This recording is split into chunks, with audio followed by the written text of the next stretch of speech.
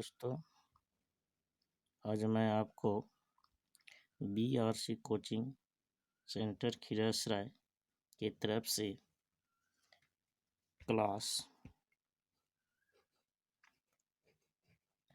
10 का मैथ बताने जा रहा हूँ। जो चैप्टर है समांतर श्रेणी। क्या है? समांतर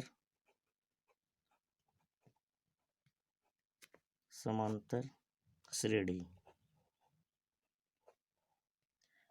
अर्थमेटिक प्रोग्रेशन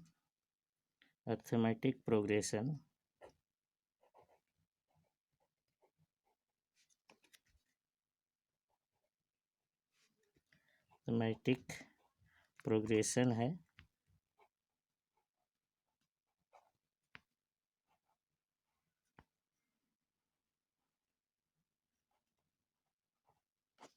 ये आपका अर्थमेटिक प्रोग्रेशन यानी समांतर श्रेणी।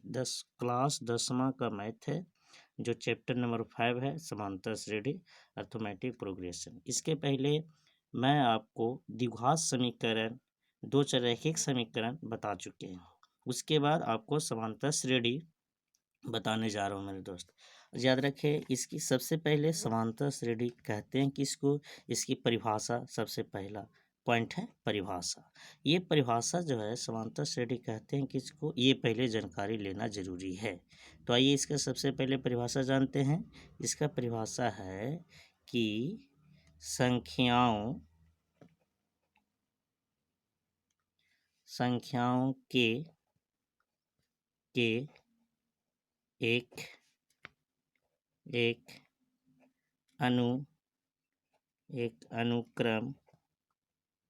एक अनुक्रम को समांतर श्रेणी कहते हैं।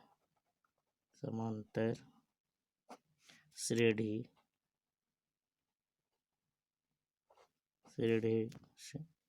कहते हैं। क्या कहते हैं? समांतर श्रेणी कहते हैं। ठीक है, फिर से देख लीजिए समांतर श्रेणी की परिभाषा। समांतर श्रेणी की परिभाषा संख्याओं के एक अनुक्रम को समांतर श्रेणी कहते हैं। इसे AP से संकेत करते हैं। क्या कहते हैं? AP से संकेत करते हैं। ठीक है, ये याद रखना है। ये आपका समांतर श्रेणी की परिभाषा हो गई। ठीक है, अब आते हैं समांतर श्रेणी एग्जाम्पल। कैसे समझेंगे कि समांतर श्रेणी है? कभी कभी क्वेश्चन में ये आती है कि समांतर श्रेणी निम्नलिखित में से कौन सी है, या समांतर श्रेणी इनमें से कौन है, इस रकम से क्वेश्चन पूछ देती है। सबसे पहला पॉइंट ये है, समांतर श्रेणी की जो आपकी पहचान होती है, वो जो एक संख्या दूसरी संख्या के अंतर आपका सभी का सेम होना चाहिए। जैसे एग्जांपल में 1, 4, 7, 10, 13। जैसे इसकी बात करते हैं, ये आपका 3 बढ़ रहा है, इससे भी आपका 3 बढ़ रहा है, ये भी आपका 3 बढ़ रहा है, ये भी आपका 3 बढ़ रहा है। देखिए सभी का जो है बराबर है, 3 3 3 3 बराबर है। तो बराबर है, तीसरी रगन से समझिए कि आपका क्या है? समांतर श्रेणी है। क्या है ये? समांतर। अगर कोई भी संख्या, एक और एग्जाम्पल की बात करें, अगर कोई भी संख्या अगर मान लिया 5, 7, 11, 13, 15, ये देखिए 2 बढ़ रही है, ये आपका 4, क्योंकि 7 4 11, 5 और 2 7, 7 4 11, ये आपका 11 2 13, 13 2 15। देखिए सब 2 2 है, बाकी बीच में क्या रही है? 4। यानी बेस बराबर होना चाहिए। 4 2 है तो 2 सभी का होना चाहिए, 4 है तो सभी का 4 होना चाहिए, 3 है तो सभी का बेस 3 होना चाहिए। तो ये आपका समांतर श्रेणी नहीं है। ये आपका क्या है, समांतर श्रेणी नहीं। ये आपका ये जो पहला जो एग्जाम्पल है ये आपका एपी में है, यानी आपका समांतर श्रेणी में, ये आपका समांतर श्रेणी में नहीं है। तो समांतर श्रेणी की पहचान कैसे की जाती है, जैसे कि बेस बराबर होना चाहिए, यानी एक दूसरे को बढ़ोतरी या घटाने पे सभी का अंतर एक होना चाहिए। 3 है तो सभी का 3-3 होना चाहिए, 2 है तो सभी का 2-2 होना चाहिए। तो इस रगन से समांतर श्रेणी की पहचान की जाती है। अब आइए समांतर श्रेणी के भेद।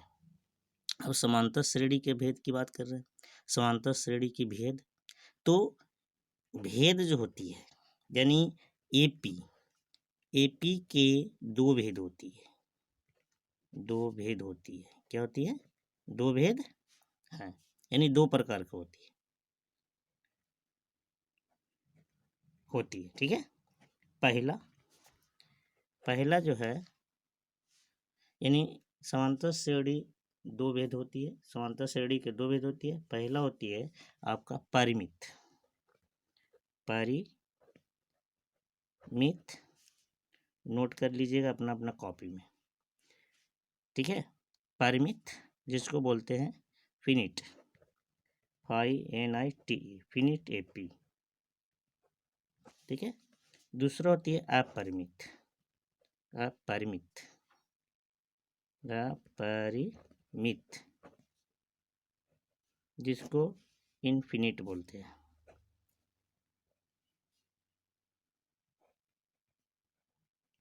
ठीक है, इनफिनिट एपी बोलते हैं।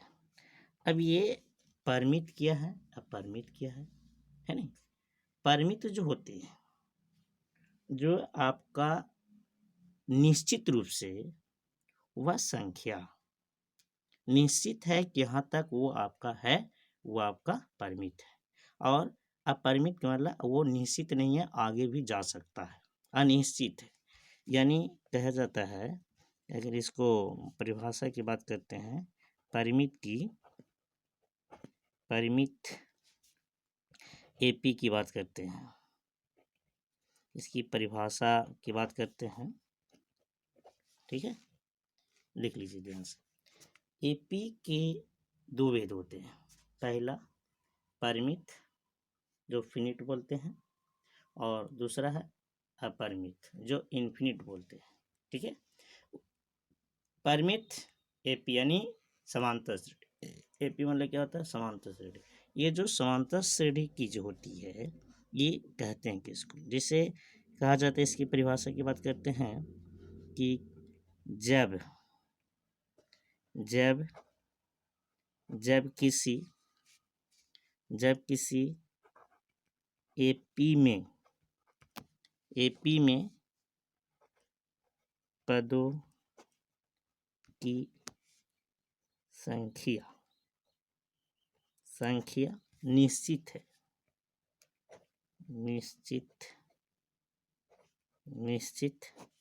है नहीं, उसको अपरिमित यानी एपी कहते हैं। एग्जाम्पल की बात करते हैं, यानी निश्चित का मतलब कि वहाँ तक है, ऊपर आगे नहीं हो सकता, ठीक है। जैसे एग्जाम्पल की बात करते हैं, 1 2 3 4, ठीक है, कॉमा, ठीक है, 1 2 3 4 कॉमा, यानी यहाँ इसको आगे नहीं है, यहीं तक है, नहीं फुल स्टॉप, वहाँ से आगे नहीं है, ठीक है ना। वो आपका निश्चित होती है, जो आपका जिसको बोला जाता है, देख लीजिए ध्यान से। परिमित यानी एपी, जब किसी एपी में पदों की संख्या निश्चित है तो उसे परिमित समांतर श्रेणी कहते हैं। दूसरा बात करते हैं, दूसरी की बात करते हैं, दूसरा हो जाए अपरिमित, अपरिमित, ठीक है, एपी। अपरिमित एपी में आपकी जो है, इसकी परिभाषा वही है, सिर्फ अनिश्चित होती है, इसकी कोई सीमा नहीं होती है, आगे भी संख्या हो सकती है नहीं। और निश्चित में क्या है कि वो संख्या आगे नहीं होगी, फुल स्टॉप, वो रुक जाएगा, ठीक है ना। यही आपका परिमित और अपरिमित में फर्क होती है। अपरिमित जो एपी है वो जो होती है कि जब किसी जब किसी एपी में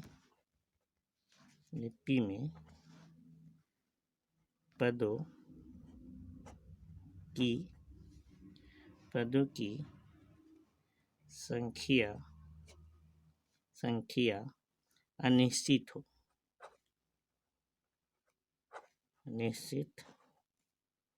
हो उसे अपरिमित समांतर श्रेणी कहते हैं। जैसे एग्जाम्पल की बात करते हैं, जब किसी एपी में पदों की संख्या निश्चित हो वो अनिश्चित हो वो उसको अपरिमित एपी कहते हैं। ठीक है, अब एग्जाम्पल की बात करते हैं। तो इसका जैसे कोई संख्या लिया जाए 3, 7, 11, 15 ... डॉट की मतलब कि आगे और है नहीं हो सकता है।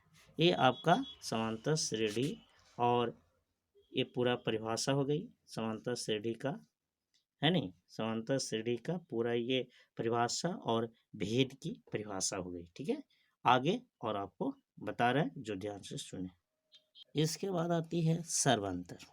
ठीक है ना, सर्वांतर जैसे देखिए इसका अगला पॉइंट है सर्वांतर। ठीक है,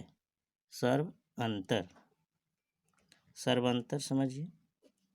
ठीक है ना, सर्वांतर किसे कहते हैं, है नहीं, है ना, CD यानी कॉमन डिफरेंस, है नहीं।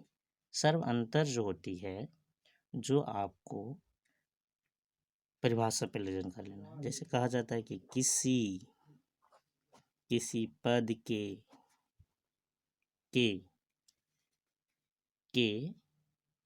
किसी पद के उसके पूर्व पद के अंतर सदैव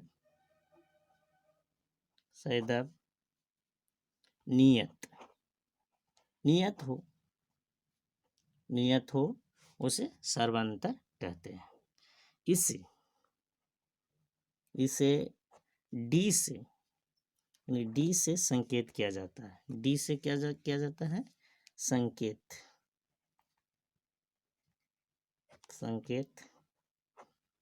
किया जाता है। यानी कहा जाता है कि सर्वांतर को डी से संकेत किया जाता है। सर्वांतर जो